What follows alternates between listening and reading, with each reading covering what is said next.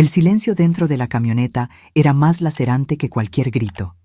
Las palabras de mi hijo, Ricardo, todavía resonaban en mis oídos. Si no vas a hacer lo que yo quiero, entonces quédate en la calle. Desaparece de aquí. Cuando la puerta se cerró de golpe y el auto aceleró, dejándome sola en la oscuridad de una carretera desolada, a mis 62 años, sin dinero, sin celular, supe que algo en mí había muerto para siempre. Lo que no imaginaba era que allí, en esa noche de desesperación cerca de Toluca, surgiría una mujer en una silla de ruedas. Me tomó de la mano y susurró: «Finja ser mi hija, querida. Su hijo y su nuera se van a arrepentir amargamente. Pero antes de continuar, asegúrese de ya estar suscrito al canal y escriba en los comentarios ¿desde qué parte de México o de Latinoamérica está viendo este video? Nos encanta saber hasta dónde llegan nuestras historias.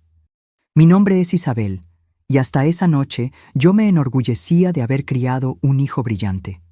Ricardo era un licenciado exitoso, casado con Cristina, una mujer hermosa y ambiciosa.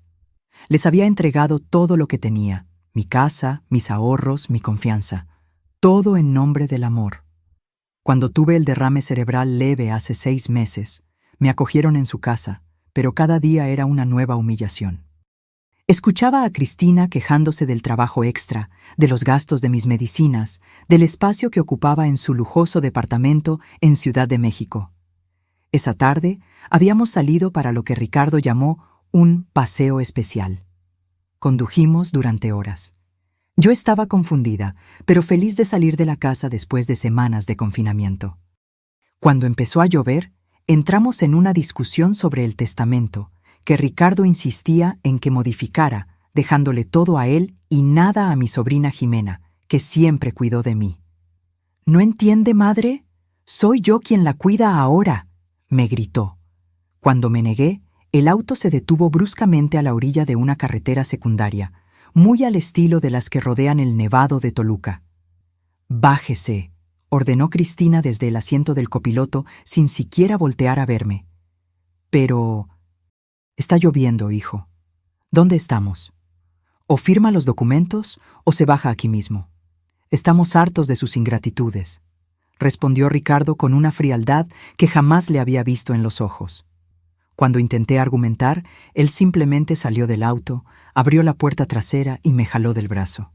Caí en el lodo, mis piernas demasiado débiles para sostenerme. La lluvia se mezclaba con mis lágrimas mientras veía a mi propio hijo y a su esposa abandonarme, acelerando en la oscuridad sin mirar atrás. Me quedé allí, sentada en el fango, las gotas heladas escurriendo por mi rostro arrugado. El cielo oscuro parecía desplomarse sobre mí. No había casas cerca, solo una carretera mal iluminada y el ruido de la lluvia. La bolsa que estaba en el auto contenía mis documentos, medicinas y el poco dinero que aún tenía. Todo se había ido. Intenté levantarme, pero mi cuerpo temblaba de frío y miedo. Mis rodillas cedieron y volví al suelo. Fue entonces cuando oí el ruido de ruedas sobre el asfalto mojado. Pensé que era Ricardo volviendo arrepentido, pero cuando volteé vi una silueta diferente emergiendo de la niebla. Era una señora mayor en una silla de ruedas eléctrica, protegida por un impermeable transparente. Detrás de ella, un hombre alto sostenía un paraguas enorme. Se detuvo frente a mí, sus ojos penetrantes fijos en mi rostro desolado. «¿Fue su hijo, verdad?», preguntó con una voz firme que contrastaba con su cuerpo frágil. No pude responder. Solo asentí con la cabeza mientras las lágrimas seguían cayendo. «Venga conmigo», me dijo. «Finja que es mi hija. Su hijo y su nuera se van a arrepentir amargamente de lo que hicieron hoy». «¿Quién es usted? ¿Cómo sabe?», balbuceé confundida y asustada. Ella sonrió, una sonrisa que combinaba sabiduría y determinación. «Mi nombre es Beatriz Rulfo, y reconozco un abandono cuando lo veo. Venga, antes de que le dé una pulmonía». El hombre que la acompañaba se acercó, extendiendo su mano para ayudarme. Dudé por un momento, pero ¿qué tenía que perder? Estaba sola, sin dinero, sin documentos, sin medicinas, abandonada bajo la lluvia. Acepté la mano extendida y él me ayudó a levantarme.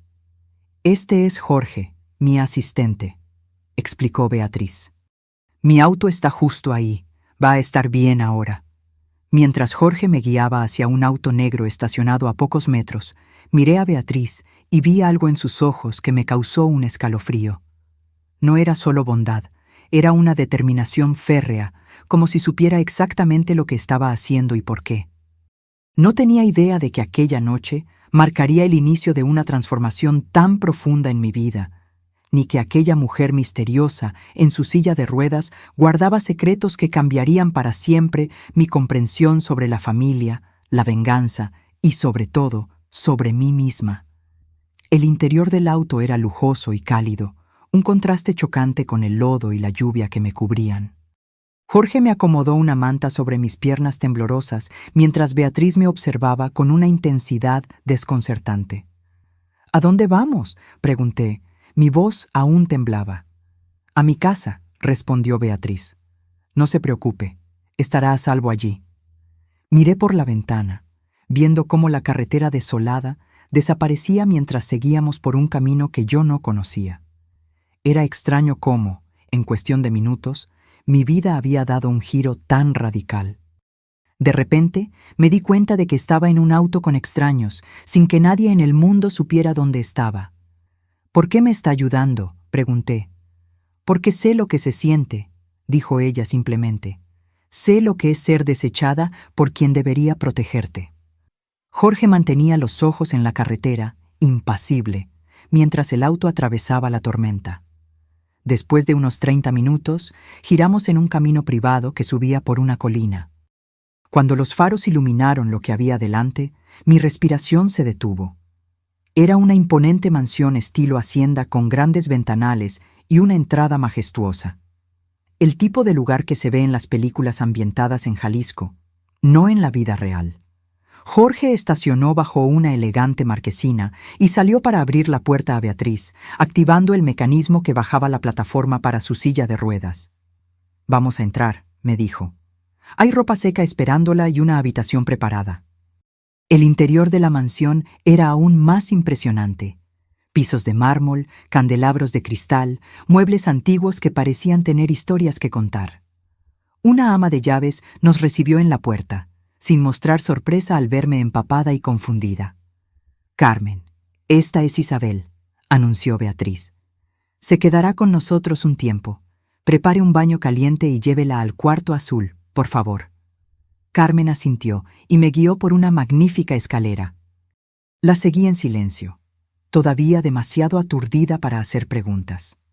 La habitación era espaciosa y elegante, con una cama enorme y ventanas que daban a un jardín que apenas podía distinguir en la oscuridad. El baño caliente fue un bálsamo para mi cuerpo adolorido. Encontré un pijama de seda sobre la cama y batas suaves en el armario. Todo allí parecía haber sido preparado para recibirme, como si mi llegada fuera esperada. Esta sensación me causaba escalofríos. Cuando bajé de nuevo, encontré a Beatriz en la sala de estar, junto a la chimenea encendida. Su silla de ruedas estaba posicionada estratégicamente frente a las llamas, y ella observaba el fuego con una expresión pensativa. «Siéntese, Isabel», me dijo, indicando un sillón a su lado. «Carmen traerá té y algo de comer». Obedecí, sintiéndome todavía como en un sueño extraño. «¿Cómo sabe mi nombre?», pregunté, dándome cuenta de que nunca me había presentado. Beatriz sonrió. «Sé muchas cosas sobre usted, su hijo Ricardo, su nuera Cristina, la casa que les dejó, el derrame que tuvo hace 6 meses. Incluso sé sobre su sobrina Jimena, a quien Ricardo quiere excluir del testamento». Me helé. «¿Cómo es posible?» «Tengo mis métodos», respondió ella vagamente. «Lo importante es que sé que usted no merece lo que hicieron, y créame, ellos van a pagar por esto». «No quiero venganza», murmuré, aunque una parte de mí no creía en mis propias palabras. «Solo quiero entender por qué mi propio hijo...» «El dinero y el poder cambian a la gente, Isabel», interrumpió Beatriz, «pero no siempre para bien. Ricardo y Cristina creen que pueden hacer lo que quieran sin consecuencias. Vamos a mostrarles que están equivocados». Carmen entró con una bandeja de té y galletas. Mientras servía, observé a Beatriz con más atención. A pesar de la silla de ruedas, había algo innegablemente poderoso en ella.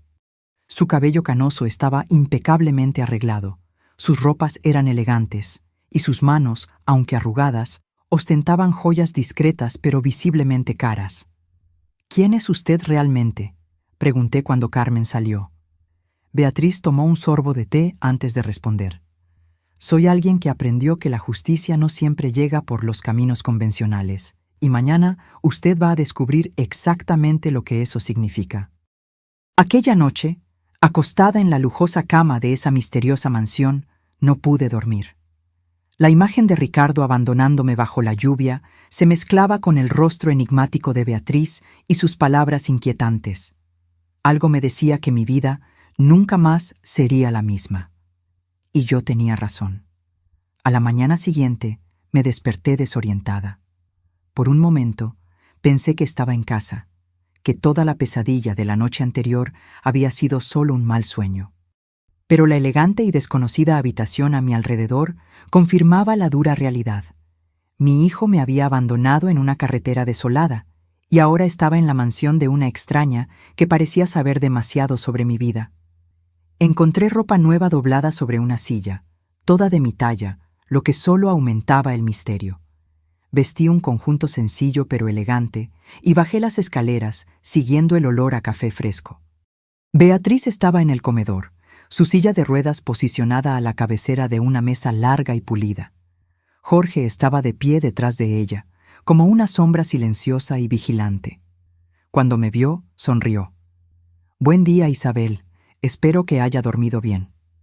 «Confieso que no mucho», respondí honestamente, sentándome en el lugar que ella me indicó. «Tengo muchas preguntas». «Y tendrá respuestas», me garantizó, mientras Carmen servía café y un desayuno completo. «Pero primero, necesitamos resolver asuntos más urgentes. Sus documentos, por ejemplo. Estaban en mi bolsa, en el auto de Ricardo». «Ya he provisto segundas copias», declaró ella casualmente, como si estuviera hablando del clima. «¿Cómo? Eso es imposible en tan poco tiempo». Ella sonrió de nuevo, esa sonrisa misteriosa que comenzaba a inquietarme. «Tengo conexiones y dinero, dos cosas que facilitan mucho la vida, Isabel». La observé con más atención mientras comíamos. Había algo familiar en ella, aunque estaba segura de que nunca la había visto antes. «Ricardo ya debe haber notado mi ausencia», comenté. «No se preocupe por eso. Él no va a buscarla». «¿Cómo puede estar tan segura?». Beatriz hizo un gesto a Jorge, quien inmediatamente tomó una tableta y me la entregó. En la pantalla había un mensaje de texto enviado desde mi número a Ricardo. «Hijo, conseguí un aventón con una amiga.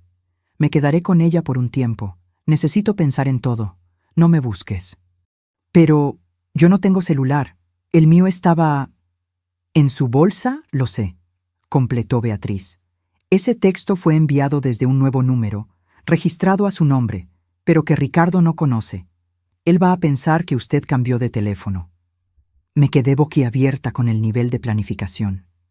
¿Por qué todo este esfuerzo? ¿Por qué le importa lo que me pasó?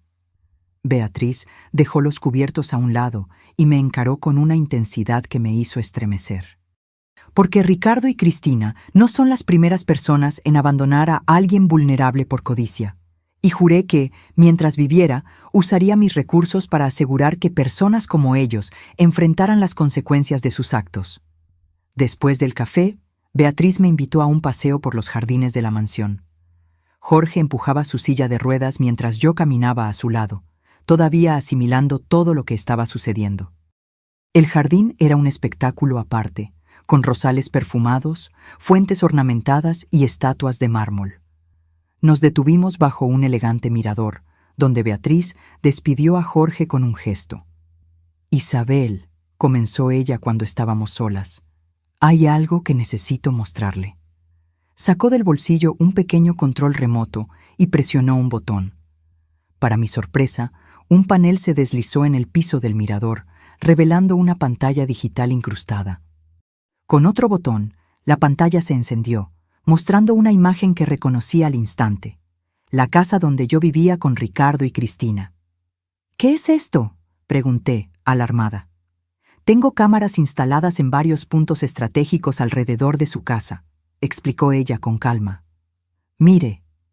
La imagen cambió, mostrando a Ricardo y Cristina en la sala de estar. No había sonido, pero era claro que estaban discutiendo. Ricardo parecía nervioso, pasándose las manos por el cabello repetidamente, mientras Cristina gesticulaba con rabia. «Están discutiendo sobre usted», dijo Beatriz. «Cristina está preocupada de que usted pueda haber ido a la policía. Ricardo está asegurando que no lo haría, que usted siempre fue demasiado débil para confrontarlos». Sentí un dolor profundo al ver a mi hijo hablar de mí de esa forma, incluso sin escuchar sus palabras. ¿Cómo podía conocerme tan poco? «¿Por qué me muestra esto?», pregunté, sintiendo que se formaban lágrimas. «Para que usted entienda con quién está tratando. Ellos no están arrepentidos, Isabel. Solo están preocupados por las consecuencias para ellos mismos». La imagen cambió de nuevo, mostrando a Ricardo en el estudio, al teléfono. Parecía agitado. «Ahora está hablando con su abogado», explicó Beatriz. «Está preguntando qué sucede con su herencia si usted desaparece por tiempo suficiente para ser declarada muerta». Sentí que mi corazón se encogía. ¿Mi hijo está planeando mi muerte? No exactamente, pero está explorando opciones para beneficiarse de su ausencia. Cerré los ojos, incapaz de seguir viendo. ¿Por qué hace esto? ¿Por qué le importa tanto mi situación? Beatriz apagó la pantalla y el panel volvió a cerrarse en el piso del mirador. Por un largo momento, permaneció en silencio, mirando los jardines con una expresión distante. «Hace 20 años», comenzó ella finalmente, «yo era una mujer muy diferente, sana, activa, con una carrera prometedora como juez. Tenía un único hijo, Eduardo, y una nuera ambiciosa, Gabriela». Su voz tembló ligeramente, la primera demostración de vulnerabilidad que yo veía en ella. «Cuando sufrí un accidente que me dejó parapléjica, me acogieron en su casa. Al principio todo parecía bien. Pero poco a poco comenzaron los comentarios, las quejas, las humillaciones. Exactamente como le pasó a usted». Sentí un escalofrío al darme cuenta de las similitudes entre nuestras historias. Una noche, después de una discusión sobre dinero, me llevaron a un paseo. Eduardo detuvo el auto en un área aislada y me abandonó allí, en mi silla de ruedas, sin teléfono, sin dinero, sin nada. «Dios mío», murmuré horrorizada. Me quedé horas en ese lugar, hasta que una pareja me encontró y llamó a la policía. Cuando me rescataron, tomé una decisión.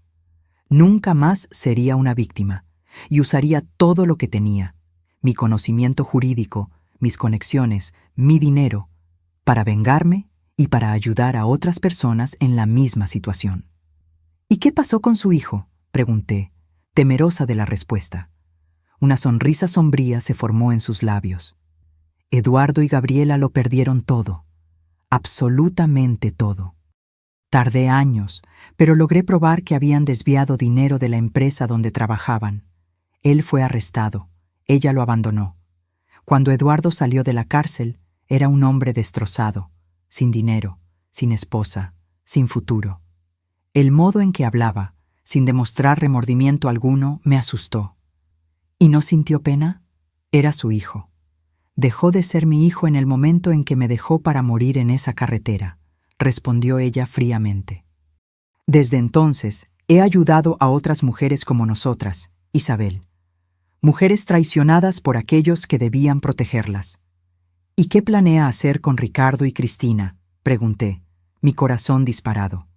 «Lo mismo», respondió ella simplemente. «Voy a arruinarlos completamente, a menos que usted me pida que me detenga». La miré confundida. ¿Por qué me daría esa elección? Porque la venganza debe ser una elección consciente, Isabel. No quiero que me culpe más tarde, cuando se dé cuenta de la extensión de lo que voy a hacer. Usted necesita decidir. ¿Quiere que su hijo y su nuera paguen por lo que hicieron o prefiere simplemente seguir adelante? Miré los jardines inmaculados a nuestro alrededor, tratando de procesar todo lo que había descubierto. Una parte de mí quería gritar, «¡No, deténgase!», proteger a Ricardo a pesar de todo. Pero otra parte, una parte que apenas reconocía en mí misma, quería verlo enfrentar las consecuencias de sus acciones. «Necesito tiempo para pensar», respondí finalmente. «Tiempo es algo que nos sobra», dijo Beatriz, maniobrando su silla de ruedas para volver a la mansión. «Pero recuerde, mientras usted piensa, ellos están planeando cómo deshacerse de usted permanentemente». La seguí de vuelta a la casa, sintiendo como si estuviera caminando en una cuerda floja entre el pasado y un futuro que apenas podía imaginar. En los días que siguieron, viví en un extraño limbo. La mansión de Beatriz era como un mundo aparte, protegido y aislado de la realidad. Me presentaron a los empleados, además de Carmen y Jorge. Había jardineros, guardias de seguridad y un equipo de personas que trabajaban en oficinas en el sótano, cuyas funciones exactas nunca estaban claras. Todas las mañanas, Beatriz me mostraba nuevas imágenes de la casa de Ricardo. Vi a mi hijo y a Cristina seguir con sus vidas normalmente, sin mostrar remordimiento, discutiendo cómo dividirían mis bienes en caso de que yo nunca más apareciera. El dolor que sentía al ver aquellas escenas era indescriptible. Pero Beatriz insistía en que yo necesitaba ver. «La verdad duele, pero la ilusión mata», decía ella. Una mañana particularmente fría, Beatriz me llevó a una parte de la mansión que yo aún no conocía. Era una especie de galería, con retratos en las paredes y objetos en vitrinas. Parecía un museo privado. «Estas son las otras mujeres que ayudé», explicó ella, mientras Jorge empujaba su silla lentamente por el pasillo. «Cada una tiene su historia, su dolor, su redención». Miré los retratos de mujeres de diferentes edades. Todas tenían una mirada que mezclaba dignidad y determinación. Bajo cada foto había una pequeña placa con un nombre y 2 fechas. «¿Qué significan esas fechas?», pregunté. «La primera es cuando fueron abandonadas, la segunda es cuando obtuvieron justicia». Al final del pasillo había un espacio vacío en la pared. «Este lugar está reservado para usted», dijo Beatriz con una sonrisa enigmática. Esa tarde recibí una visita inesperada. Una mujer de mediana edad, elegante y con un aire de autoridad, se presentó como Sofía Alcázar, abogada personal de Beatriz. Trajo una carpeta llena de documentos. «Señora Isabel», comenzó formalmente, «estoy aquí para discutir sus opciones legales». «¿Opciones legales?», repetí confundida. «Sí, Beatriz me pidió que preparara diferentes estrategias, dependiendo de lo que usted decida hacer en relación con su hijo y su nuera». Sofía abrió la carpeta y comenzó a explicarme, en términos claros pero técnicos, cómo podríamos proceder. Una opción era simplemente garantizar mi seguridad e independencia financiera, anulando cualquier poder que Ricardo tuviera sobre mis bienes. Otra opción, más agresiva, involucraba denunciarlo por abandono de persona vulnerable, lo que podría resultar en serias consecuencias legales. Y luego estaba la tercera opción, que Sofía presentó con una neutralidad profesional que contrastaba con la gravedad de lo que sugería. Podríamos arruinar a Ricardo y Cristina completamente, usando los recursos y conexiones de Beatriz para exponer fraudes que ellos ni siquiera sabían que estaban cometiendo. ¿Fraudes? ¿Qué fraudes?, pregunté, alarmada. «Aún ninguna», respondió Sofía con calma. «Pero podríamos crear evidencia convincente». «Eso sería ilegal», murmuré, horrorizada. «Técnicamente sí», admitió Sofía, «pero Beatriz tiene maneras de garantizar que nada se vuelva contra usted. La elección es suya, señora Isabel. ¿Qué desea hacer?». Cuando Sofía se fue, me quedé sentada sola en la biblioteca por horas, contemplando qué hacer. Por la noche, Beatriz me encontró todavía allí, perdida en mis pensamientos. «¿Ya decidió?», preguntó ella, maniobrando su silla para quedar a mi lado. «¿Cómo puedo elegir entre proteger a mi hijo y protegerme a mí misma?», respondí, angustiada. «Él hizo esa elección cuando la dejó en esa carretera», recordó Beatriz, su voz firme pero no cruel. Ricardo eligió el dinero en lugar de usted. Es mi hijo, insistí, con lágrimas corriendo por mi rostro. A pesar de todo, Beatriz tomó mis manos entre las suyas. Y fue justamente por ser su hijo que la traición fue tan dolorosa. Isabel, usted no está eligiendo entre él y usted. Está eligiendo entre seguir siendo víctima o tomar las riendas de su vida nuevamente. ¿Y si elijo no hacer nada? ¿Si simplemente quiero irme, comenzar de nuevo en otro lugar? Entonces respetaré su decisión, dijo ella. Le proveeré un lugar para vivir, cómodo y seguro. Pero Ricardo y Cristina seguirán creyendo que pueden hacer lo que hicieron sin consecuencias, y harán lo mismo con otros. Aquella noche fue la más difícil desde que llegué a la mansión. Soñé con Ricardo de niño, su carita risueña cuando lo llevaba a la escuela, su primer diente caído, la graduación, la boda. ¿Cómo habíamos llegado a este punto? ¿Dónde me había equivocado? A la mañana siguiente, tomé mi decisión. Encontré a Beatriz en el jardín, admirando las rosas que comenzaban a florecer con la primavera que se acercaba. Quiero que sepan lo que hicieron, dije, mi voz más firme de lo que jamás había estado. Quiero que sientan el peso de sus acciones. Pero no quiero destruirlos completamente. Beatriz me estudió por un momento, como evaluando mi resolución. ¿Estás segura? La clemencia puede ser interpretada como debilidad. No es clemencia, corregí. Es elección, mi elección. Quiero que Ricardo y Cristina pierdan lo que más valoran, dinero, estatus, pero quiero darles la oportunidad de reconstruir sus vidas como mejores personas, la oportunidad que ellos no me dieron. Una sonrisa lenta se formó en el rostro de Beatriz. Usted es más fuerte de lo que imagina, Isabel, y más sabia de lo que yo era cuando estuve en su lugar. Esa misma tarde, Sofía regresó con nuevos documentos. El plan era simple, pero ingenioso. Revelaríamos que Ricardo había cometido negligencia profesional en algunos casos, lo suficiente para manchar su reputación y hacer que perdiera clientes importantes, pero no para que fuera encarcelado o inhabilitado de la abogacía. En cuanto a Cristina, descubriríamos y expondríamos algunas manipulaciones contables que ella hacía en la empresa donde trabajaba. De nuevo, lo suficiente para un descenso de puesto y pérdida de prestigio, pero no para un despido. ¿Y la casa?, preguntó Sofía. Técnicamente, todavía es suya. La quiero de vuelta, respondí sin dudar. No para vivir, sino para venderla y donar el dinero a instituciones que ayudan a adultos mayores abandonados. Beatriz asintió con aprobación. Una elección excelente. ¿Y dónde planea vivir?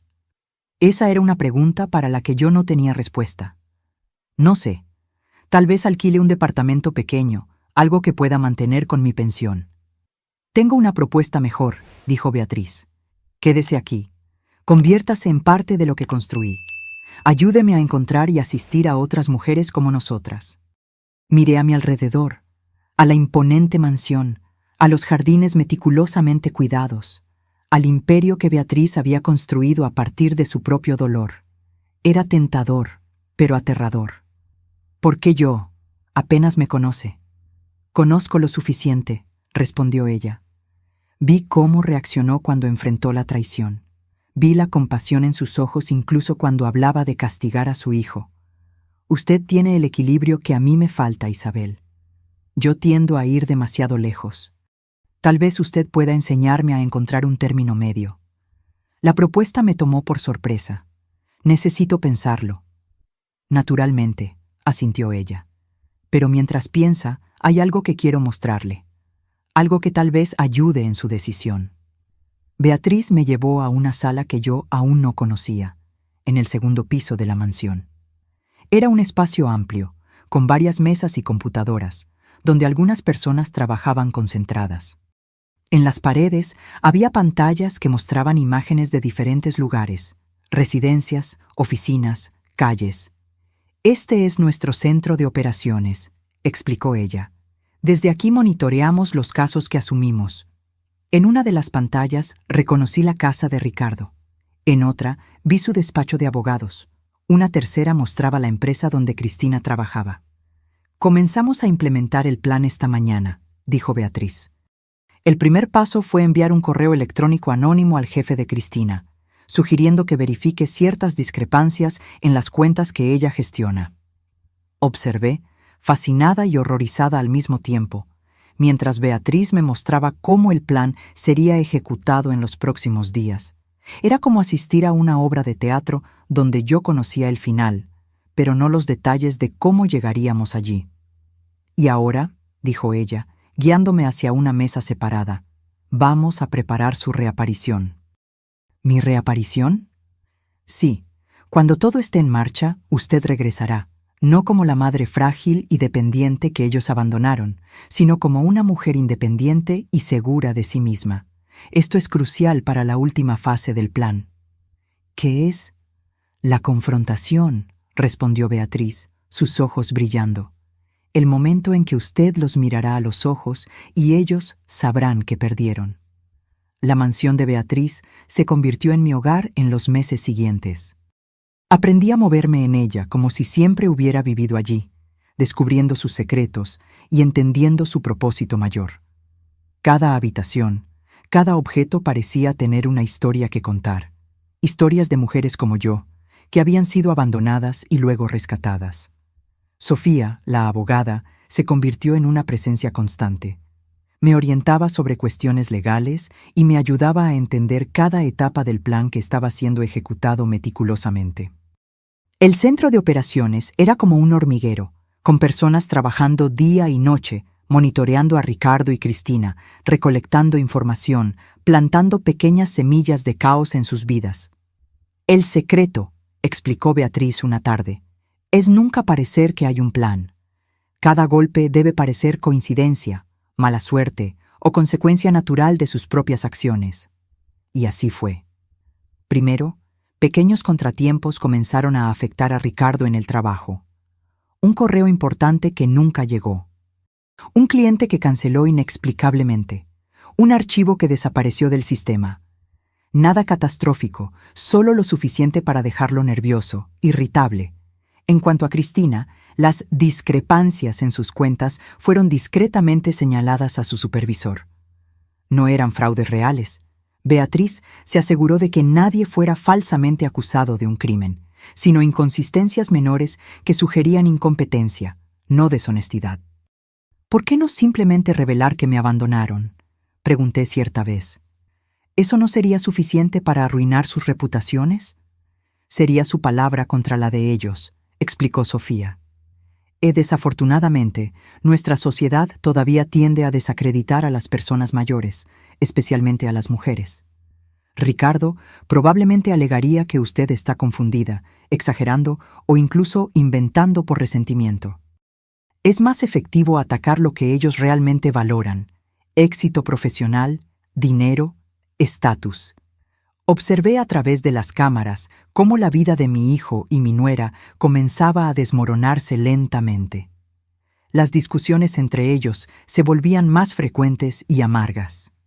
Ricardo culpaba a Cristina por gastar demasiado. Ella lo acusaba a él de ser incompetente. Ya no tenían tiempo para cenas sofisticadas o fiestas con amigos. La preocupación financiera comenzó a corroer su relación. Una noche, vi a Ricardo bebiendo solo en la sala, mirando una foto antigua. Una foto nuestra, de cuando él era niño. Por un momento, sentí que mi corazón se encogía. Ese seguía siendo mi hijo, por mucho que me hubiera lastimado. Me pregunté si estaba yendo demasiado lejos. Las dudas son normales, dijo Beatriz, notando mi vacilación. Pero recuerde, no estamos destruyendo a Ricardo. Le estamos dando la oportunidad de redescubrir sus valores. Mientras tanto, mi propia transformación continuaba. Sofía había recuperado mis documentos y cuentas bancarias. Ahora tenía acceso a los recursos que Ricardo intentó quitarme. Además, Beatriz insistió en que consultara a médicos especialistas para tratar adecuadamente las secuelas de mi derrame cerebral. Ha sido descuidada por demasiado tiempo, dijo ella. Con el tratamiento adecuado, fisioterapia y medicación correcta, mi movilidad y energía mejoraron significativamente. También comencé a trabajar con una psicóloga, la doctora Camila, para procesar todo lo que había sucedido. El abandono, la rabia, la culpa que todavía sentía por estar castigando a mi hijo. La verdadera cura llega cuando usted entiende que no se está vengando, dijo la doctora Camila durante una de nuestras sesiones. Está restableciendo el equilibrio. 3 meses pasaron así, con Ricardo y Cristina, enfrentando cada vez más dificultades profesionales y financieras, mientras yo me fortalecía física y emocionalmente. Entonces llegó el día que Beatriz había planeado desde el principio, el día de la confrontación. ¿Está lista?, preguntó ella cuando entré en el comedor esa mañana. Respiré hondo. Creo que sí. No es necesario estar segura, dijo ella gentilmente. El miedo es natural. Pero recuerde, usted ya no es la mujer que ellos abandonaron en esa carretera. El plan era simple. Ricardo y Cristina habían puesto la casa en venta, mi casa, que yo les había dado, para cubrir las deudas crecientes. Sofía había arreglado para que yo apareciera como potencial compradora, acompañada por Beatriz. Jorge nos llevó en un auto diferente, más discreto que la limusina habitual de Beatriz. Durante todo el trayecto, intenté calmar mi corazón acelerado. Volvería a ver a mi hijo después de meses, pero en circunstancias que él jamás podría imaginar. Llegamos puntualmente a la hora marcada. La casa, que yo conocía tan bien, parecía diferente ahora, más fría, menos cuidada. Jorge ayudó a Beatriz con la silla de ruedas mientras yo esperaba, usando gafas de sol y un elegante sombrero que ocultaba parcialmente mi rostro. La corredora de bienes raíces nos recibió en la puerta. «Señora Rulfo», saludó a Beatriz. «¿Y esta debe ser su amiga, señora...?» «Isabel», respondí simplemente. «Solo Isabel». Entramos. La casa estaba organizada para la visita, pero noté pequeñas señales de declive. Un sofá desgastado, paredes que necesitaban pintura nueva, objetos de valor que habían desaparecido, probablemente vendidos. ¿Están los propietarios?, preguntó Beatriz a la corredora. Sí, el licenciado y la señora Almeida están en casa. Pidieron estar presentes durante las visitas. Mi corazón se aceleró aún más cuando oí pasos acercándose. Y entonces allí estaba él, Ricardo, mi hijo, más delgado y con profundas ojeras, pero aún con ese andar confiado que había heredado de su padre. A su lado, Cristina, tensa y claramente estresada. «Buen día», dijo Ricardo, extendiendo su mano a Beatriz primero. «Ricardo Almeida, y esta es mi esposa, Cristina». «Beatriz Rulfo», respondió ella, aceptando el apretón de manos. «Y esta es mi amiga que está interesada en la casa». Ricardo se volteó hacia mí, con su sonrisa profesional ya en el rostro, listo para convencerme de comprar. Pero cuando me quité las gafas, la sonrisa se congeló. Sus ojos se abrieron en reconocimiento y shock. «¿Madre?», susurró, el rostro palideciendo. Cristina, que estaba a su lado, dejó escapar un pequeño grito. «No es posible». «Hola, Ricardo», dije, mi voz sorprendentemente firme. «Cristina, veo que están vendiendo mi casa». El silencio que siguió fue denso, cargado de tensión. La corredora, dándose cuenta de que algo estaba mal, murmuró una excusa y discretamente se alejó a otra sala. «¿Qué? ¿Cómo? ¿Dónde ha estado?», balbuceó Ricardo, todavía en shock. «¿Eso importa?», pregunté, manteniendo la calma. Después de que me abandonó en esa carretera, bajo la lluvia, pensé que había dejado bien claro que no le importaba mi paradero. No fue exactamente así. Intentó argumentar, lanzando una mirada desesperada a Cristina, que permanecía paralizada. «Fue exactamente así», corregí. «Me dejó para morir, Ricardo, su propio hijo». «Estábamos estresados», intervino Cristina, recuperando la voz. «Usted sabe lo difícil que ha sido cuidarla desde el derrame cerebral. No teníamos la intención de dejarme sola, sin dinero, sin documentos, sin mis medicinas», completé.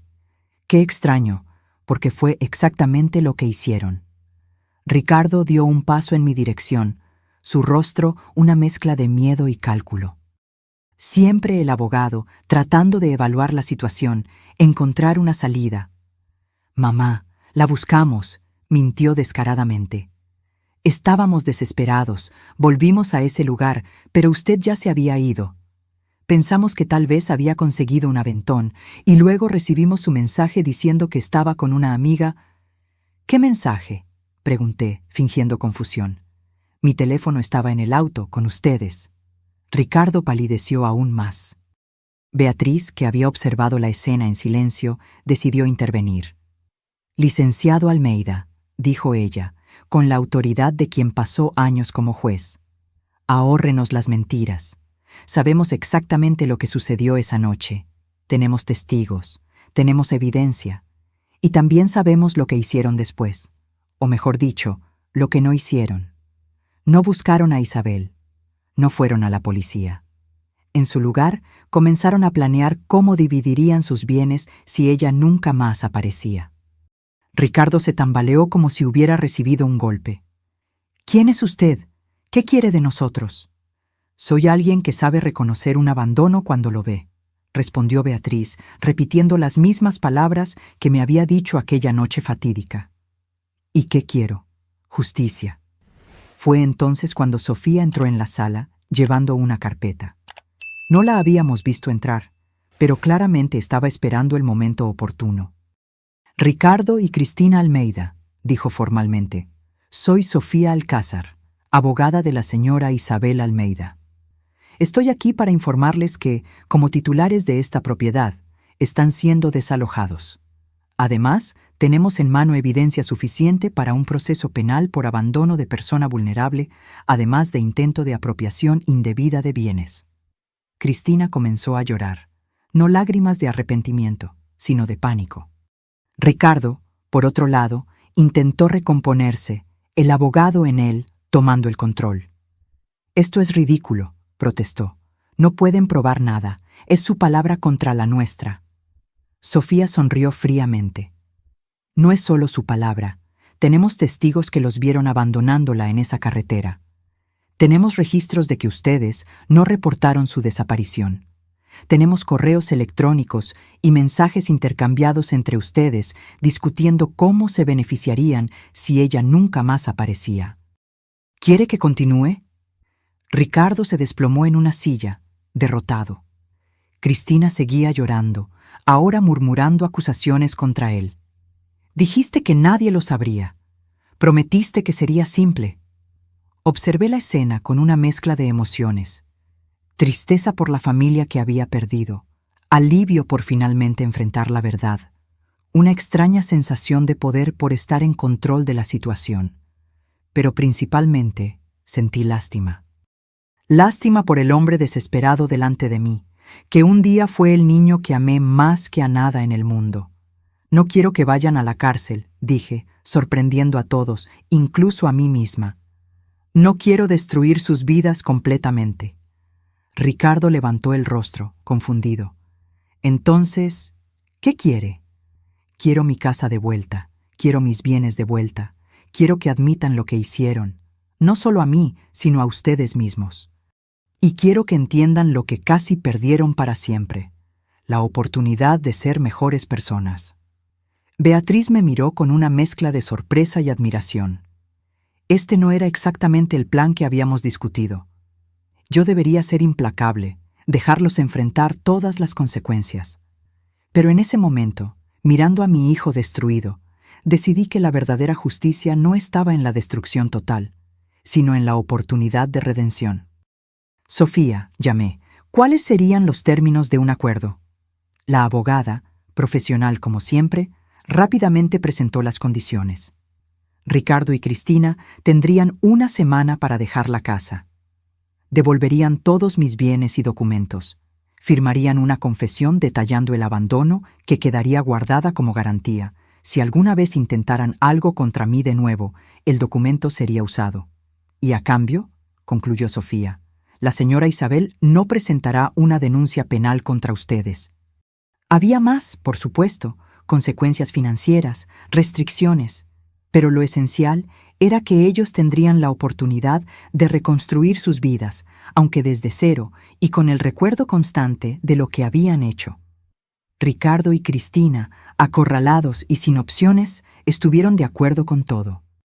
Mientras Sofía se encargaba de los detalles, Beatriz me condujo fuera de la casa, al jardín donde tantas veces me había sentado a leer, observar pájaros, soñar con un futuro que creía que incluiría a mi hijo siempre a mi lado.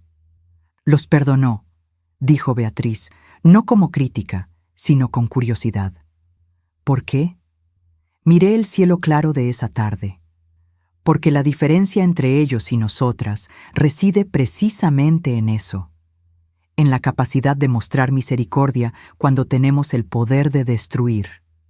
Beatriz se quedó en silencio por un momento, contemplando mis palabras. Tal vez tenga razón, dijo finalmente. Cuando Eduardo me abandonó, no le di ninguna oportunidad. Tal vez debería haber hecho diferente. Por primera vez desde que la conocí, vi vulnerabilidad genuina en los ojos de Beatriz. Nunca es demasiado tarde, dije suavemente. Si quiere buscarlo. Murió hace 2 años, interrumpió ella, su voz baja. Solo, en un hospital público. Me enteré solo después del funeral. Puse mi mano sobre la suya. Lo siento. Yo también, respondió ella, y me di cuenta de que se refería no solo a la muerte de su hijo, sino a todo lo que había sucedido entre ellos, a todas las oportunidades perdidas. Cuando Sofía terminó con Ricardo y Cristina, regresamos a la mansión en silencio, cada una perdida en sus propios pensamientos. Yo había confrontado a mi hijo y obtenido justicia, pero no de la forma que inicialmente imaginé. En lugar de la amarga satisfacción de la venganza, sentí algo más profundo y duradero. Paz. ¿Y ahora? Preguntó Beatriz cuando llegamos. Ahora, respondí, comenzamos la próxima fase. La casa que recuperé de Ricardo y Cristina ya no era un hogar para mí. Estaba llena de recuerdos. Algunos buenos, otros demasiado dolorosos. Decidí venderla, como planeado originalmente, y usar el dinero para crear una fundación dedicada a ayudar a adultos mayores víctimas de abandono familiar. La Fundación Aurora, le sugerí a Beatriz, en honor al amanecer que vi cuando dejé la oscuridad del abandono atrás. A ella le encantó la idea. Será un brazo más público de lo que hacemos aquí, dijo ella. Un complemento perfecto. En los meses que siguieron, me sumergí de lleno en el trabajo de la fundación, con la ayuda inestimable de Sofía y del equipo de Beatriz. Descubrí habilidades que no sabía que poseía. Para organización, para hablar en público, para conectarme con otras personas que habían pasado por experiencias similares. La Fundación Aurora creció rápidamente, atrayendo donaciones y voluntarios. Creamos programas de apoyo psicológico, asistencia legal y reintegración social. Cada nuevo rostro que llegaba a nosotros me recordaba donde yo misma había estado solo 1 año antes, perdida, desesperada, sin creer que pudiera haber un nuevo comienzo. En cuanto a Ricardo y Cristina, mantuvimos la distancia, pero no los perdimos de vista. A través de las discretas redes de vigilancia de Beatriz, supe que se habían mudado a una ciudad más pequeña, donde Ricardo trabajaba en un modesto despacho de abogados, y Cristina daba clases de contabilidad. Vivían de forma sencilla, luchando por reconstruir sus vidas. No sentía alegría por sus dificultades, solo la esperanza de que estuvieran aprendiendo algo valioso. Una tarde, aproximadamente 1 año después de la confrontación, recibí una carta. El sobre era simple, la dirección escrita a mano, la caligrafía de Ricardo, que yo reconocería en cualquier lugar. Dudé antes de abrirla, temiendo lo que pudiera contener. Beatriz, que estaba conmigo en la sala, notó mi aprensión. ¿Quiere que me vaya?, ofreció. No, respondí. Prefiero no estar sola para esto. Abrí el sobre con dedos temblorosos y comencé a leer. Madre, no sé si leerá esta carta, y no la culparía si decide tirarla sin abrir. No merezco su perdón ni su atención. Pero necesito decir algunas cosas, aunque sea solo para el papel.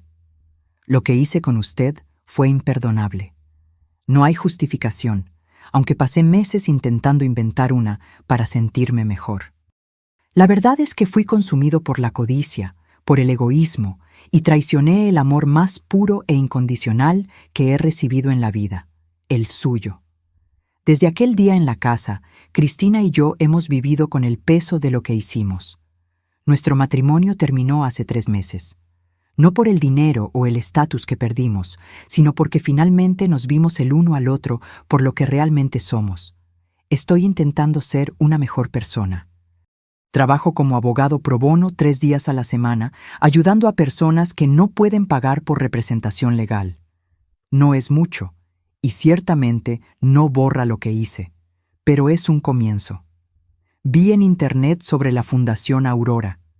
Parece algo maravilloso, exactamente lo que usted siempre quiso hacer. Estoy orgulloso de usted, aunque no tengo derecho a sentirlo. No estoy pidiendo volver a su vida. Sé que ese puente fue quemado por mis propias manos. Solo quería que supiera que sus palabras ese día, sobre darme la oportunidad de ser una mejor persona, significaron algo. Estoy intentando honrar esa oportunidad. Con amor, aunque no merezca usar esa palabra, Ricardo. Cuando terminé de leer, las lágrimas corrían libremente por mi rostro. Beatriz extendió la mano y tomó la mía, en un gesto silencioso de apoyo. ¿Va a responder?, preguntó ella finalmente. No sé, admití. Parte de mí quiere creer que realmente cambió. Otra parte teme que sea solo otra manipulación. Podemos verificar, ofreció Beatriz. Averiguar si lo que dice sobre el trabajo voluntario es verdad. Pensé por un momento. Sí, vamos a verificar, pero aunque sea verdad, no estoy lista para tenerlo de vuelta en mi vida. Todavía no. Beatriz asintió, comprensiva. El tiempo cura, pero deja cicatrices. Algunas relaciones nunca vuelven a ser lo que eran, y tal vez ni deberían. Sus palabras resonaron en mí. A lo largo de ese año, nuestra propia relación se había profundizado de maneras que yo no esperaba. Beatriz, con toda su dureza y determinación, se había convertido no solo en mi mentora, sino en mi amiga más cercana. Compartíamos no solo una misión, sino una comprensión mutua que venía de haber atravesado el mismo valle de sombras. Mientras la Fundación Aurora crecía, también crecía mi papel en la organización mayor de Beatriz. Me convertí en una especie de contrapunto para ella. Donde ella veía venganza, yo buscaba redención. Donde ella aplicaba fuerza, yo intentaba compasión. Juntas, formábamos un equilibrio que beneficiaba a todas las mujeres que ayudábamos. Y eran muchas. Cada mes, nuevas historias llegaban a nosotras, esposas abandonadas después de décadas de matrimonio, madres mayores dejadas en hospitales, abuelas desalojadas de sus propias casas por nietos codiciosos. Cada historia era única, cada mujer tenía su propio dolor, pero el patrón era dolorosamente familiar. ¿Cómo puede haber tanta crueldad en el mundo?, le pregunté cierta noche a Beatriz, después de escuchar un caso particularmente chocante. No es crueldad, necesariamente, respondió ella, pensativa. Es indiferencia. Las personas se obsesionan tanto con sus propios deseos y necesidades que simplemente dejan de ver a los demás como seres humanos completos. Especialmente a los adultos mayores. Es como si nos volviéramos invisibles después de cierta edad. Pero estamos cambiando eso, afirmé, con una convicción que crecía cada día. Una mujer a la vez. Una tarde de otoño, 2 años después de mi rescate, Beatriz me llamó a su oficina privada, un lugar donde rara vez recibía a alguien. Era un cuarto austero, con un gran escritorio de roble, paredes cubiertas de libros y, sorprendentemente, ninguna tecnología a la vista.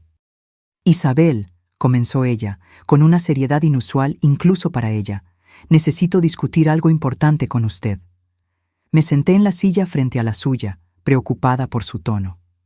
¿Qué sucedió? Mi salud está empeorando, dijo ella directamente, sin rodeos. Los médicos me dan como máximo 1 año.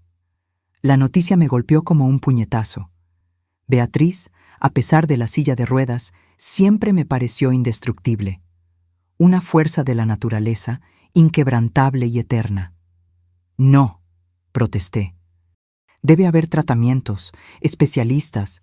Ya consulté a los mejores, interrumpió ella gentilmente. Es degenerativo e irreversible. He estado lidiando con esto por más tiempo de lo que usted imagina. Se formaron lágrimas en mis ojos. ¿Por qué no me lo dijo antes? Porque usted ya tenía mucho con qué lidiar, y porque yo misma estaba en negación. Ella sonrió, una sonrisa frágil pero genuina. Pero no es por eso que la llamé aquí. La llamé porque necesito que usted tome el control. ¿El control? De todo esto, ella hizo un gesto amplio, indicando no solo la oficina, sino la mansión entera, la organización que había construido. Quiero que sea mi sucesora, Isabel. Me quedé sin palabras. La responsabilidad era inmensa. No solo la mansión y sus recursos, sino la red de personas que dependían de nosotras, las mujeres que aún no habíamos encontrado y rescatado.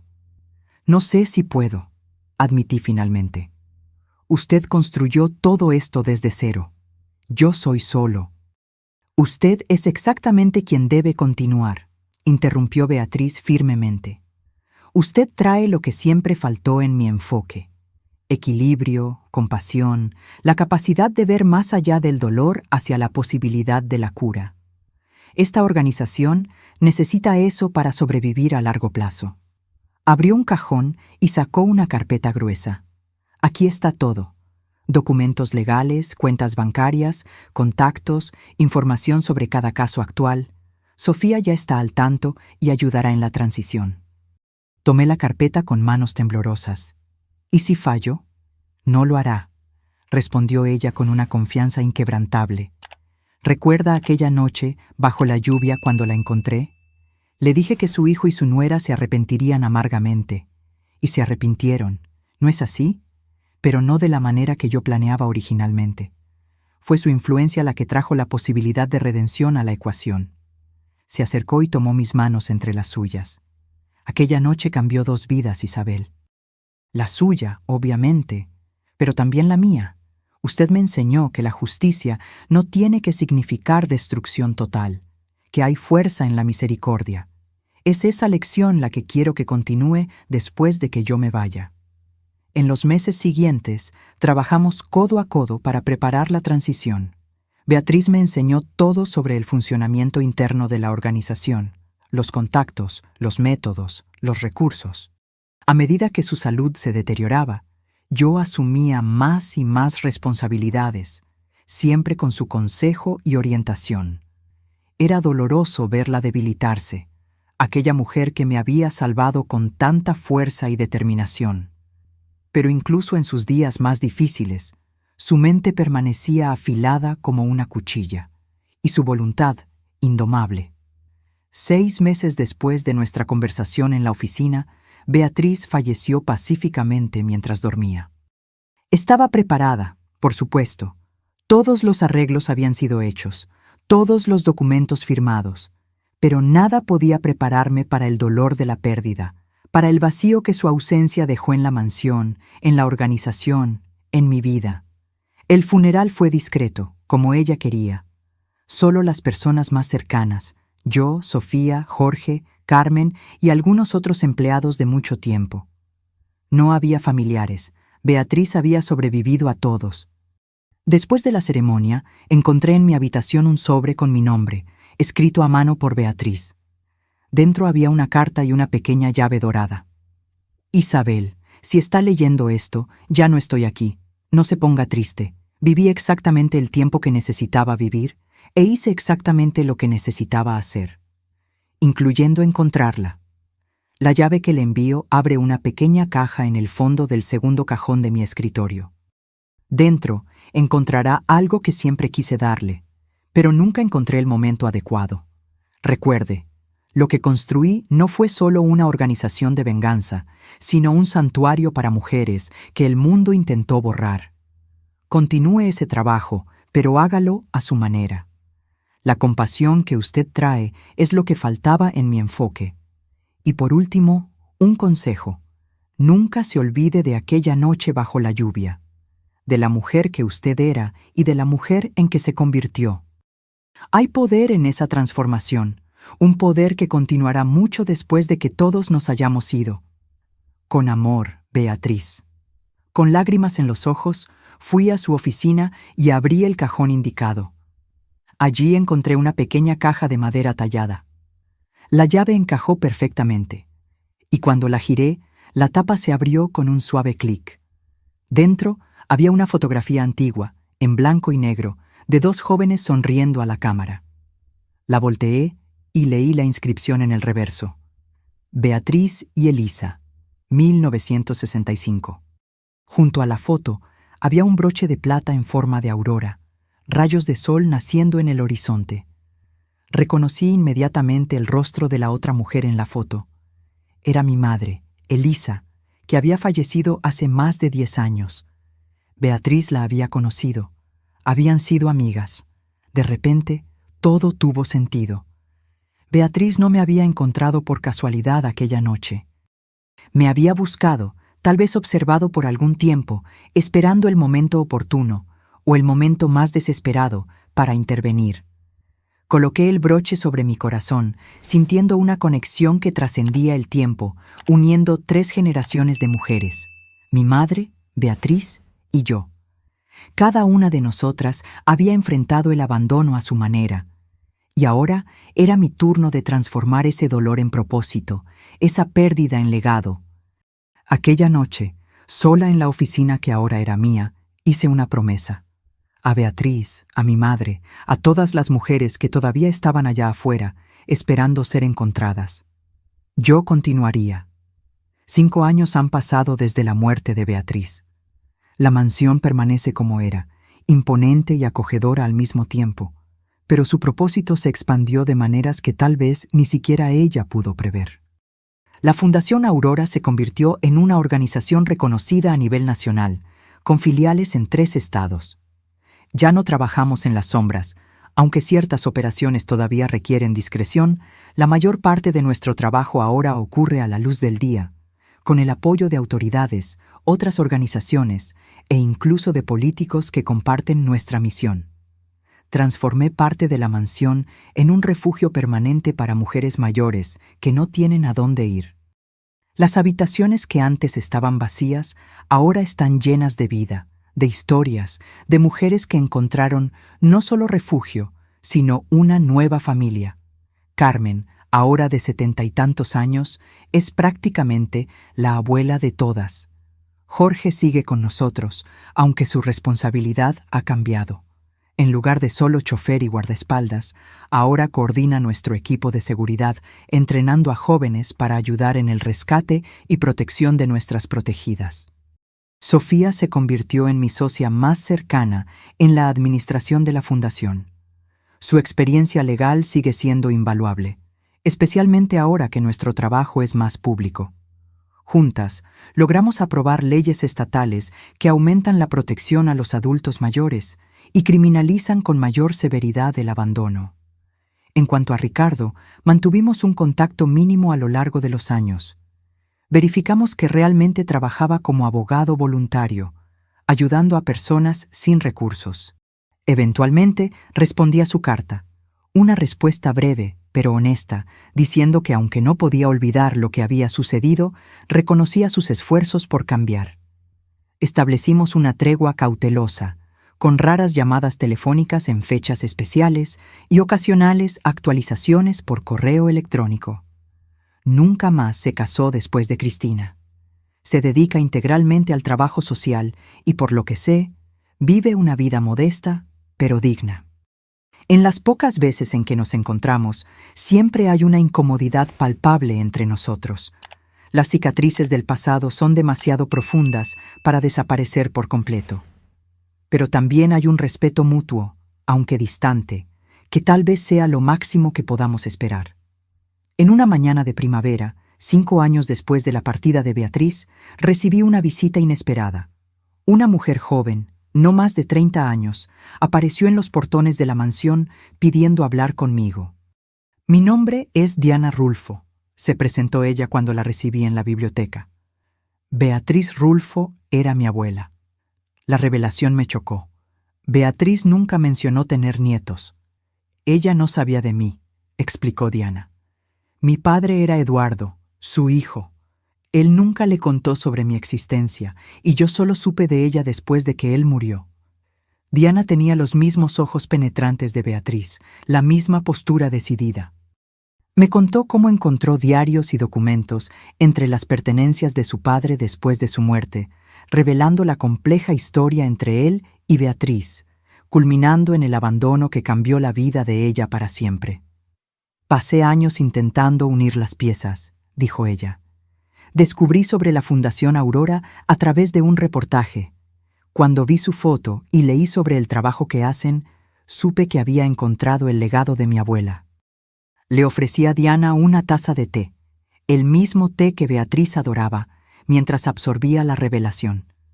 ¿Su padre nunca habló de Beatriz? Solo al final de su vida, cuando estaba muy enfermo. Hablaba de una mujer fuerte que había construido un imperio a partir de la nada, y cómo él había cometido el mayor error de su vida al abandonarla.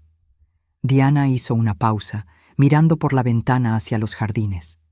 Murió con remordimiento, pero también con una extraña paz, como si supiera que su madre había encontrado un propósito mayor. Lo encontró, confirmé, y también ayudó a muchas otras personas a encontrar el suyo. Diana sonrió tímidamente. Es por eso que estoy aquí. Quiero conocer el trabajo que ella hacía, que usted sigue haciendo. Quiero ser parte de esto, si me lo permite. Soy trabajadora social, trabajo con adultos mayores desde hace 5 años. Miré a la joven frente a mí, la sangre de Beatriz, la continuación de su linaje que ella nunca supo que existía. Había algo poético en aquello, una justicia cósmica que cerraba un ciclo. Beatriz había perdido un hijo, pero ahora su nieta regresaba, como si el universo estuviera intentando equilibrar las cosas. Creo que Beatriz se pondría muy feliz de saber que usted existe, dije, sintiendo lágrimas en los ojos. Y más feliz aún de saber que quiere continuar su trabajo. En los meses siguientes, Diana se convirtió en parte integral de la Fundación Aurora. Su entrenamiento como trabajadora social trajo una nueva perspectiva a nuestros programas. Tenía la determinación de Beatriz, pero también una sensibilidad que probablemente venía de sus propias experiencias. Crecer con un padre marcado por el remordimiento, buscando redención. En una tarde tranquila, llevé a Diana a la oficina privada de Beatriz, que yo había mantenido intacta como una especie de memorial. Le mostré la fotografía de su abuela con mi madre y el broche en forma de aurora. Nuestras vidas se entrelazaron de maneras que no podíamos imaginar, expliqué. Su abuela me salvó aquella noche lluviosa, pero de cierta forma, yo también la salvé, dándole la oportunidad de repensar su concepto de justicia, de abrir espacio para la posibilidad de redención. Diana sostuvo el broche con reverencia. Es extraño pensar que nunca la conocí, pero siento como si siempre hubiera sabido quién era. Ella sigue viva a través del trabajo que hacemos, respondí. Y ahora a través de usted también. Fue Diana quien sugirió la expansión que transformaría la Fundación Aurora de nuevo. ¿Y si ayudáramos no solo a las víctimas?, propuso ella, sino que también trabajáramos con los agresores, programas de concientización, terapia familiar, mediación. La idea me tomó por sorpresa. ¿Quiere ayudar a personas como su padre? ¿Como Ricardo? Quiero evitar que otras personas se conviertan en ellos, aclaró. La prevención es tan importante como el rescate. Imagine si alguien hubiera intervenido antes de que su hijo la abandonara en esa carretera. La propuesta de Diana era audaz, pero tenía sentido. Era el siguiente paso lógico. No solo recoger los pedazos después de que la tragedia ocurriera, sino trabajar para evitar que las familias se rompieran en primer lugar. Era algo que jamás se le habría ocurrido a Beatriz, con su visión más binaria de víctimas y agresores, pero que se alineaba perfectamente con mi propio viaje de comprensión y perdón. Creamos la Iniciativa Recomienzo, un brazo de la Fundación Aurora enfocado en familias en crisis, ofreciendo asesoramiento, mediación y apoyo antes de que ocurriera el abandono. Invitamos a psicólogos, trabajadores sociales y especialistas en derecho familiar. Y en un movimiento que sorprendió a todos, invité a Ricardo a participar como consultor. ¿Por qué?, preguntó Diana cuando le conté mi plan. ¿Después de todo lo que él hizo? Justamente por eso, respondí. Ricardo vivió los dos lados de esta historia. Fue el hijo que abandonó a su madre, pero también es alguien que pasó por el proceso doloroso de reconocer su error e intentar repararlo. Su experiencia es valiosa. El primer encuentro entre Ricardo y yo en las instalaciones de la fundación fue tenso y emocionalmente cargado. Parecía mayor de sus 50 años, con el cabello completamente canoso y líneas profundas de preocupación en el rostro. Cuando lo presenté a Diana y le expliqué quién era ella, vi algo en sus ojos. Una mezcla de reconocimiento y tal vez envidia, por ella haber tenido el coraje de buscar una conexión que él había destruido. ¿Por qué está haciendo esto?, me preguntó Ricardo cuando nos quedamos a solas. ¿Por qué darme esta oportunidad? Porque creo que las personas pueden cambiar, respondí honestamente. No completamente, tal vez, no hasta el punto de borrar el pasado, pero lo suficiente para crear un futuro diferente. Él asintió, luchando visiblemente contra las lágrimas. No merezco su generosidad. No se trata de merecer, dije yo. Se trata de elección, mi elección, y la suya también, si decide aceptar. Ricardo aceptó, y su trabajo en la iniciativa Recomienzo se reveló sorprendentemente valioso. Su habilidad para hablar con familias en crisis, especialmente con hijos adultos abrumados por el cuidado de padres mayores, venía de un lugar de comprensión genuina. Él conocía la desesperación, la frustración, los pensamientos sombríos que podían llevar a alguien a considerar el abandono como solución. No estoy aquí para juzgarlos, decía en los grupos de apoyo. Estoy aquí porque ya estuve en el lugar más oscuro posible y puedo decir con certeza, hay un camino de vuelta. A medida que el programa crecía, comencé a notar algo fascinante. La presencia de Diana y Ricardo en la misma organización creaba un extraño paralelo con la historia original de Beatriz y Eduardo. Era como si el universo nos diera una segunda oportunidad, no para borrar el pasado, sino para reescribirlo con un final diferente. Cierta noche, después de un día particularmente intenso en la fundación, me encontré sola en el jardín, sentada en el mismo mirador donde Beatriz me había mostrado las imágenes de Ricardo y Cristina tantos años atrás. La luz de la luna iluminaba los rosales y el perfume de las flores llenaba el aire. «Espero que esté orgullosa», murmuré al cielo estrellado, imaginando que tal vez, de alguna forma, Beatriz pudiera escuchar. «Transformamos su legado en algo aún mayor de lo que usted imaginó». Una brisa suave acarició mi rostro, meciendo suavemente las rosas.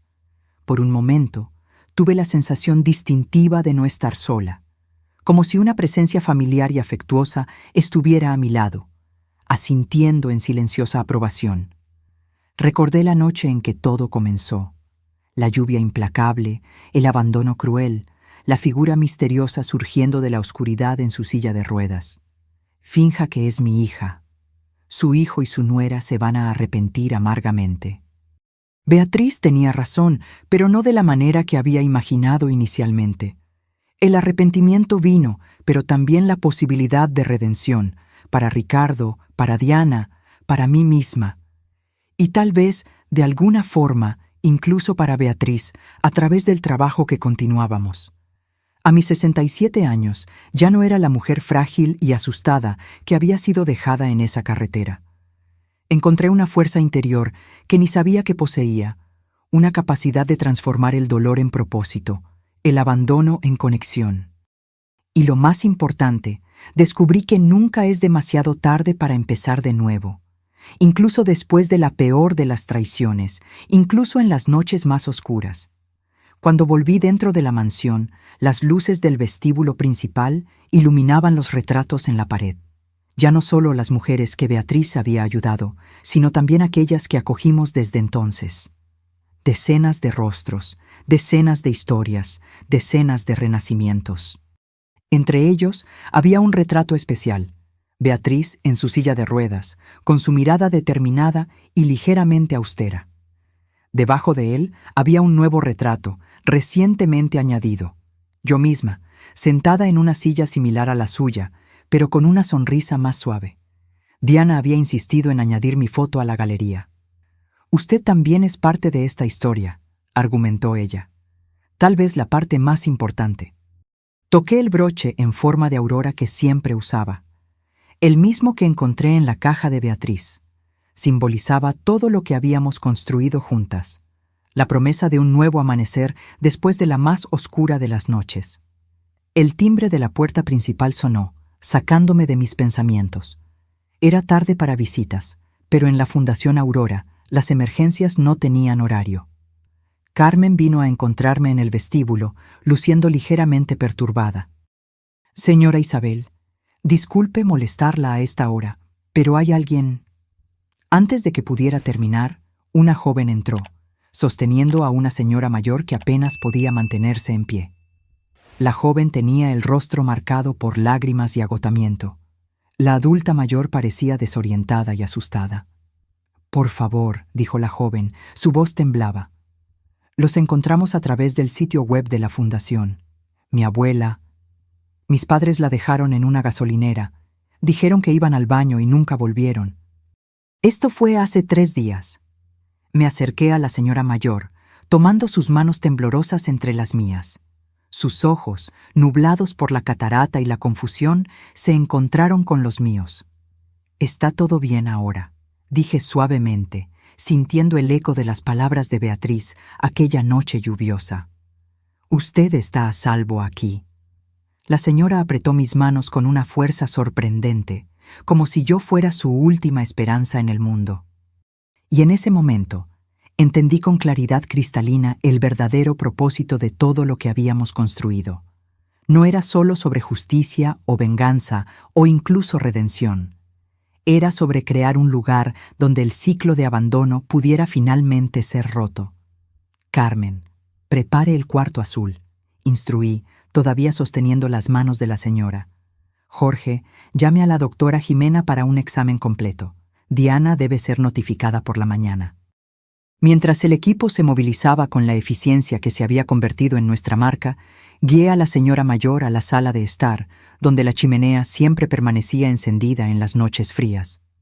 «¿Cómo se llama?», pregunté gentilmente. «Luisa», respondió ella, su voz casi un susurro. «Luisa Valdés».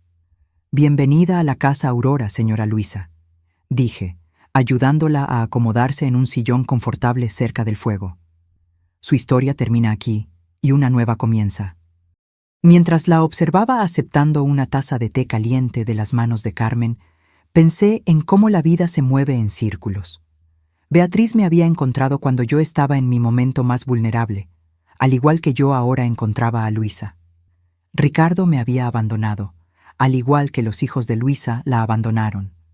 Pero la diferencia crucial era que ahora existía un lugar para interrumpir ese ciclo, para transformar el abandono en un nuevo comienzo. La Casa Aurora continuaría mucho después de que yo me fuera, al igual que había continuado después de Beatriz. Diana asumiría mi lugar algún día, tal vez con la ayuda de Ricardo, uniendo finalmente los cabos sueltos de una historia que comenzó con dolor, pero que no necesitaba terminar así. Miré por la ventana hacia la noche estrellada y silenciosamente agradecía a aquella mujer misteriosa en su silla de ruedas que había aparecido de la nada en una carretera desolada y cambiado el curso de tantas vidas, comenzando por la mía. «Tenía razón, Beatriz», murmuré. «Ellos se arrepintieron amargamente, pero lo que no previó es que el arrepentimiento puede ser el comienzo de la cura. El tiempo, como aprendí, es un maestro paciente». 10 años han pasado desde que Beatriz me encontró en esa carretera oscura y 8 desde que ella partió. A mis 72 años, veo el mundo con una claridad que solo la edad y la experiencia pueden traer. Mi cuerpo puede estar más frágil, pero mi mente y mi espíritu están más fuertes que nunca. La Fundación Aurora floreció más allá de las expectativas más optimistas. Ahora tenemos 12 casas refugio en todo el país, cada una siguiendo el modelo que comenzó en esa mansión. Diana asumió la dirección ejecutiva hace 3 años, permitiendo que yo me alejara gradualmente de las operaciones diarias. Su matrimonio con un médico dedicado trajo a la mansión al primer niño en décadas, la pequeña Beatriz, una niña de ojos vivos y espíritu indomable, como su bisabuela. Ricardo, a sus 60 años, se convirtió en un pilar de la iniciativa Recomienzo. Su transformación fue completa, de hijo ingrato a defensor incansable de los derechos de los adultos mayores. Nunca volvimos a tener la relación cercana de antes, pero encontramos una nueva forma de conexión a través del trabajo compartido. En una tarde de otoño, mientras observaba las hojas doradas cayendo en el jardín, Sofía vino a encontrarme con una expresión grave. «Isabel», comenzó ella, «tengo noticias sobre Cristina». El nombre todavía evocaba una punzada de incomodidad, incluso después de tantos años. Después del divorcio de Ricardo, Cristina había desaparecido de nuestras vidas. Por lo que sabíamos, se había mudado a otro estado y había comenzado de nuevo por completo. «¿Qué sucedió?», pregunté, notando la seriedad en el rostro de Sofía. «Está en el hospital municipal, cáncer en etapa terminal, sin familia, sin amigos, sin recursos». La ironía de la situación no se me escapó. «¿Cuánto tiempo le queda?». «Semanas, tal vez menos», respondió Sofía.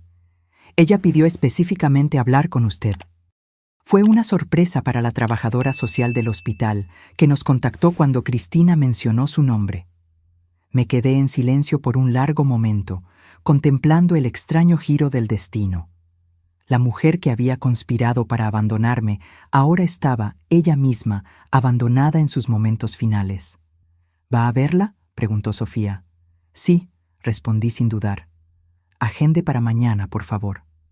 Cuando le conté a Diana sobre la visita planeada, se perturbó visiblemente. ¿Después de todo lo que ella hizo? ¿Por qué tomarse la molestia? Porque algunas lecciones solo pueden aprenderse cuando miramos a los ojos de nuestro pasado, respondí. Y porque nadie merece morir solo, ni siquiera Cristina. Al día siguiente, Jorge me llevó al hospital. La habitación de Cristina era pequeña e impersonal, con solo el equipo médico básico y una ventana que daba a un muro de ladrillos. Cuando entré, apenas la reconocí. La mujer hermosa y arrogante que conocí había sido reducida a una figura frágil y amarillenta en la cama. Sus ojos, sin embargo, todavía tenían un brillo de reconocimiento cuando me vio. Intentó sentarse, pero la debilidad se lo impidió. «Isabel», susurró, su voz ronca, «usted vino». «Vine», respondí, sentándome en la única silla al lado de la cama. «Sofía me dijo que usted quería hablar conmigo». Cristina asintió, cerrando los ojos brevemente como si reuniera fuerzas. «Necesito decirle algo antes de irme». Esperé mientras ella tosía, su cuerpo flaco temblando con el esfuerzo. Finalmente continuó. «Fue idea mía», confesó, mirándome directamente por primera vez. «Abandonarla en esa carretera». Ricardo dudó, pero yo insistí. Dije que era la única manera de asegurar que tendríamos todo. La confesión no me sorprendió, pero aún así sentí una punzada de dolor al escuchar la confirmación. «¿Por qué?», pregunté, no con rabia, sino con genuina curiosidad. «Codicia», respondió simplemente, «y miedo. Miedo de terminar como mi propia madre, que murió en la pobreza, dependiendo de extraños. Pensé que si teníamos su casa, su dinero, estaríamos seguros». Soltó una risa amarga que se transformó en otra crisis de tos. Qué ironía, ¿verdad? Terminé exactamente como temía, sola, sin nada, dependiendo de la caridad ajena. Miré alrededor de la habitación estéril y sentí una mezcla de emociones. Lástima, pero también una extraña sensación de cierre. «No vine aquí para juzgarla, Cristina», dije finalmente. «Vine porque usted lo pidió». Ella extendió una mano temblorosa en mi dirección. Dudé por un momento antes de tomarla entre las mías. Su piel estaba fría y seca como papel. «Quería pedir perdón», dijo, lágrimas corriendo por sus mejillas hundidas. «No porque lo merezca, sino porque necesito decirlo antes de irme. Lo que hicimos, lo que yo hice, fue imperdonable». El silencio llenó la habitación mientras yo consideraba sus palabras. Años atrás, habría sido imposible para mí ofrecer perdón a esta mujer.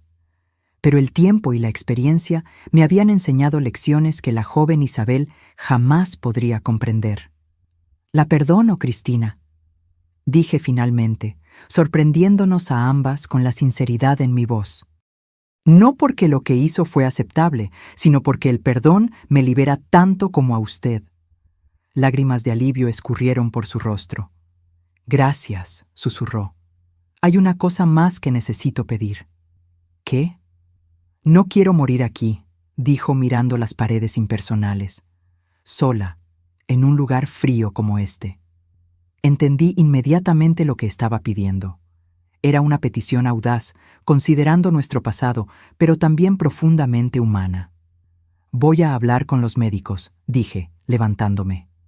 «Si su estado permite el traslado, puede pasar sus últimos días en la Casa Aurora».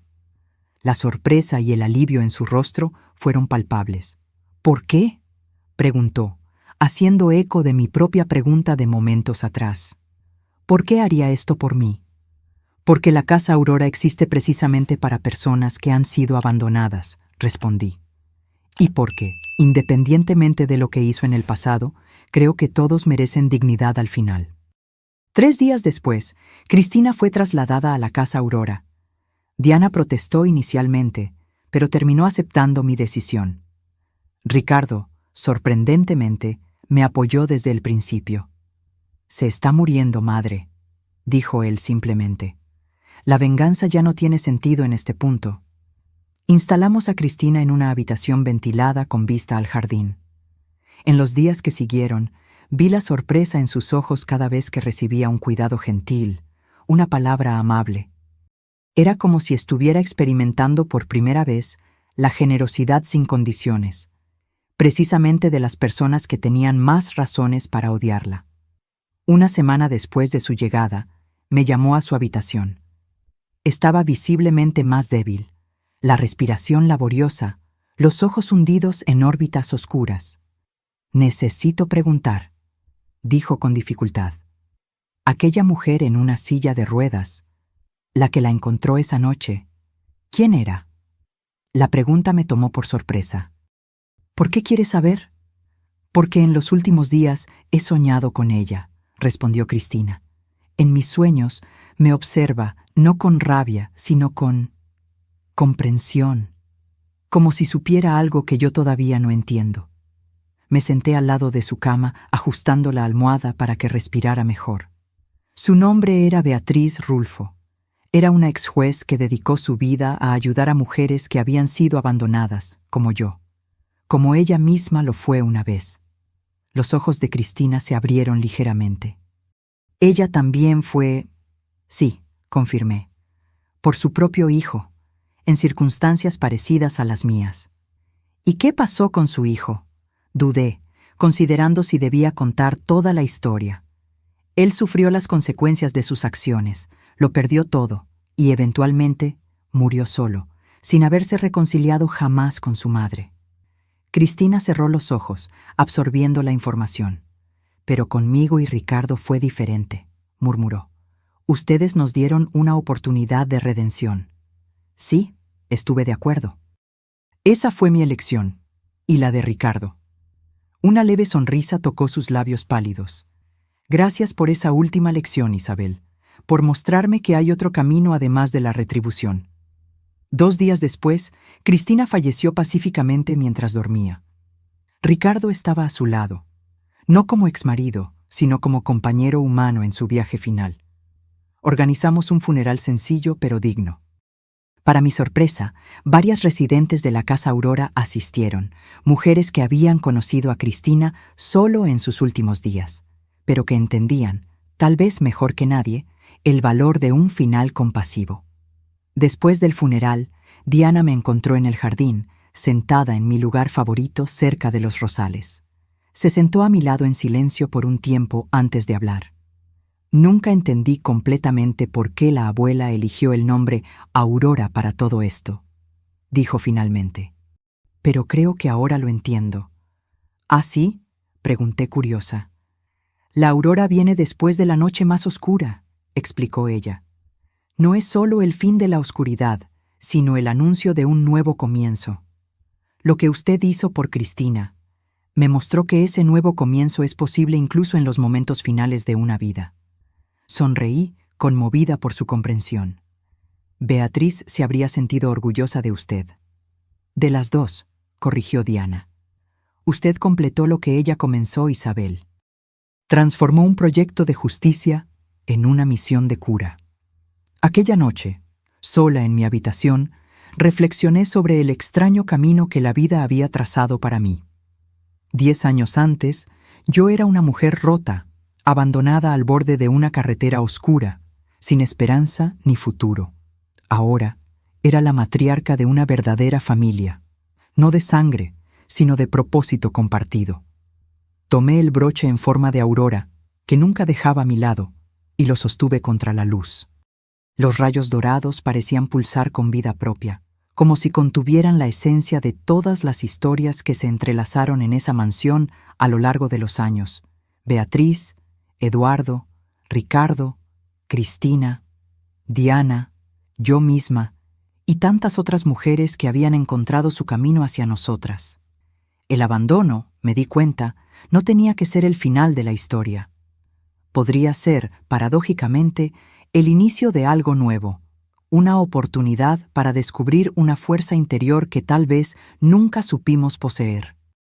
Para Beatriz, ese descubrimiento la llevó a crear un imperio de justicia. Para mí, condujo a una misión de compasión y cura.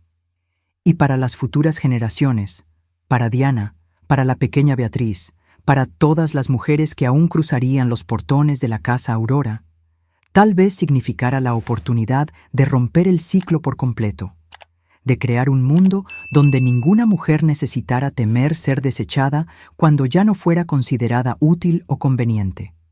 Mientras el sueño me envolvía, tuve una visión clara de Beatriz, no en su silla de ruedas, sino de pie, fuerte y altiva como debió haber sido antes del accidente. A su lado estaba mi madre, Elisa, ambas sonriendo con aprobación, y entre ellas una figura que reconocí como Eduardo, el hijo perdido de Beatriz, finalmente reconciliado con su madre en la paz que trasciende esta vida. Hiciste bien, parecían decir. Completaste el círculo. Me desperté con el primer rayo de sol entrando por la ventana. Un nuevo día, un nuevo comienzo. La aurora había llegado de nuevo, como siempre llegaba, disipando las sombras de la noche. Y yo estaba lista para recibirla, agradecida por la carretera sinuosa que me trajo hasta aquí, incluso con todos sus dolores y desafíos. Porque al final entendí la lección más profunda que Beatriz me había enseñado aquella noche lluviosa. A veces es precisamente en el momento en que somos abandonados que descubrimos quiénes somos realmente y de qué somos capaces. Y ese descubrimiento puede cambiar no solo nuestra propia vida, sino la vida de generaciones enteras. Ahora, si le gustó esta historia, haga clic en suscribirse y dígame en los comentarios qué parte la dejó con la boca abierta. Y no olvide hacerse miembro para tener acceso a videos exclusivos que no publico aquí. La espero allí.